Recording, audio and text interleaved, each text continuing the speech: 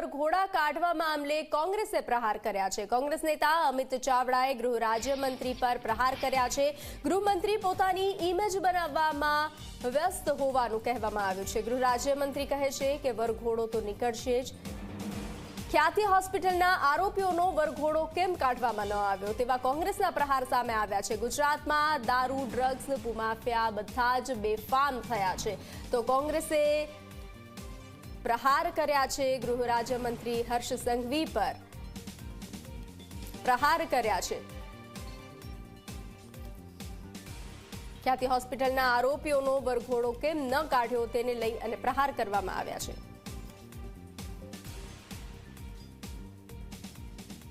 સરકારનો કોઈ પણ જાતનો કંટ્રોલ પણ રહ્યો નથી અને એક બાજુ ગૃહમંત્રી શ્રી પોતાની વ્યક્તિગત ઇમેજ વધારવા માટે બ્રાન્ડિંગ કરવામાં વ્યસ્ત છે, બીજી બાજુ ગૃહમંત્રી શ્રી એમના જવાબદાર પદ પર રહીને પણ બેફામ નિવેદનો કરે કે દંડાથી બધાને સીધા કરીશું, વરઘોડા તો નીકળશે જ।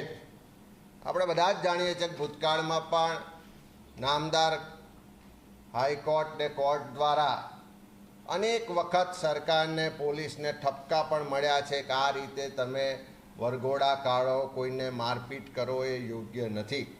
તેમ છતાં સરકારને એમાં સુધરવું નથી, પણ બીજી બાજુ સોશિયલ મીડિયામાં સસ્તી પ્રસિદ્ધિ માટે ગૃહમંત્રી એમ કહે કે વરઘોડા તો નીકળશે જ। પણ મારે ગૃહમંત્રીશ્રીને સરકારને કહેવું છે, જો વરઘોડા કાઢવા જ હોય તો મુલસણાનું 10,000 કરોડ રૂપિયાનું જમીન કૌભાંડ થયું, એના જવાબદાર લોકો જેલમાં છે, એમની ધરપકડ થઈ ત્યારે કેમ વરઘોડા ના કાઢવામાં આવે?